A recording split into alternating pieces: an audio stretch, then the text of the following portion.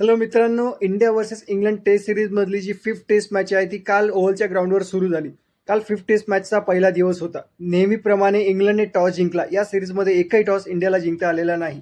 इंग्लंडने टॉस जिंकून पहिले बॉलिंग करण्याचा डिसिजन घेतला आणि इंडियाला फर्स्ट इनिंग्समध्ये बॅटिंगसाठी बोलवलं. हा डिसिजन त्यांच्यासाठी फायद्याचा ठरला, कारण पहिल्या दिवशी ज्या कंडिशन्स होत्या त्या खूप बॉलिंग फ्रेंडली होत्या, ओव्हरकास्ट कंडिशन्स होत्या.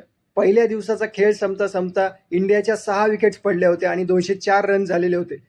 करुण नायर आणि वॉशिंग्टन सुंदर हे दोघेही खेळत होते. करुण नायरची 50 झालेली होती आणि वॉशिंग्टन सुंदर 19 रन्सवर खेळत होता. आता कालच्या दिवशी नेमकं काय काय घडलं? आता इंडियाने जी प्लेइंग 11 काल खेळवली होती त्या प्लेइंग 11 मध्ये 4 चेंजेस केलेले होते. जसप्रीत बुमराह, रिषभ पंत, अंशुल कंबोज आणि शार्दुल ठाकूर हे 4 जण बाहेर झालेले होते प्लेइंग 11 मध्ये आणि त्यांच्या जागी आलेले होते करुण नायर, ध्रुव जुरेल, प्रसिद्ध कृष्णा आणि आकाशदीप हे 4 जण टीममध्ये आलेले होते. इंग्लंडच्या प्लेइंग 11 मध्ये सुद्धा 4 चेंजेस होते.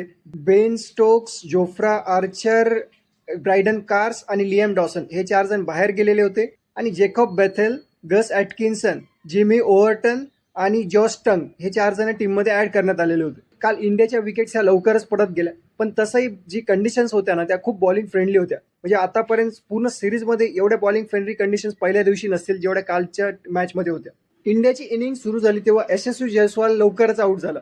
तो 2 रन्सवरच आउट झाला. यशस्वी जयस्वाल मागच्या 3 टेस्ट मॅचमधून फेल होत आहे. 3 टेस्ट मॅचमधून त्याचे रन नाही आहेत. त्याच्यानंतर के.एल. राहुल सुद्धा लवकरच आउट झाला. के.एल. राहुल 14 रन्सवर आउट झाला. के.एल. राहुल आउट झाल्यानंतर शुभमन गिल आणि साई सुदर्शन यांच्यामध्ये काही रनची पार्टनरशिप झाली. 45 रनची पार्टनरशिप झाली, पण शुभमन गिल एक रिस्की रन घेण्याच्या नादामध्ये शुभमन गिल रन आउट झाला. साई सुदर्शन बॅटिंग चांगली करत होता, पण साई सुदर्शन सुद्धा शुभमन गिल नंतरच लवकर आउट झाला. साई सुदर्शन नंतर बॅटिंगसाठी आला तो मागच्या मॅचचा हिरो रवींद्र जडेजा. पण या इनिंग्समध्ये रवींद्र जडेजा जास्त काही करू शकला नाही. रवींद्र जडेजा 9 रन्सवर आउट झाला. रवींद्र जडेजा नंतर बॅटिंगला आला तो ध्रुव जुरेल. रिषभ पंतच्या जागी जो टीममध्ये ऍड झालेला आहे ध्रुव जुरेल, तो बॅटिंगसाठी आला. पण ध्रुव जुरेल सुद्धा या इनिंग्समध्ये जास्त रन्स करू शकला नाही. ध्रुव जुरेल 19 रन्सवर आउट झाला. त्याच्यानंतर मात्र वॉशिंग्टन सुंदर आणि करुण नायर या दोघांनी विकेट पडू दिली नाही. दोघांची 51 रनची पार्टनरशिप झालेली आहे.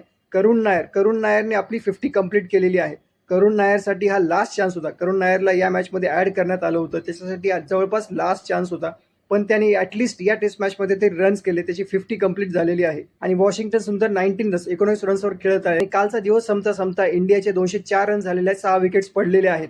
आता जो इंडियाचा स्कोर आहे तो तसा चांगला आहे. करुण नायर आणि वॉशिंग्टन सुंदर यांच्या पार्टनरशिपमुळे तो स्कोर चांगला झालेला आहे. कालच्या ज्या कंडिशन्स होत्या पूर्णपणे बॉलिंग फ्रेंडली होत्या. बऱ्याच डिफिकल्ट कंडिशन्स होत्या, तरी इंडिया 204 रन्स करू शकली. आणि हे जे ग्राउंड आहे ते नेहमीच लो स्कोरिंग राहिलेलं आहे. या ग्राउंडवर जास्त मोठे स्कोर होतही नाहीत. मागच्या वेळेस जेव्हा टीम इंडिया या ग्राउंडवर खेळली होती तेव्हा पहिले तरीही टीम इंडियाने ती टेस्ट मॅच जिंकली होती.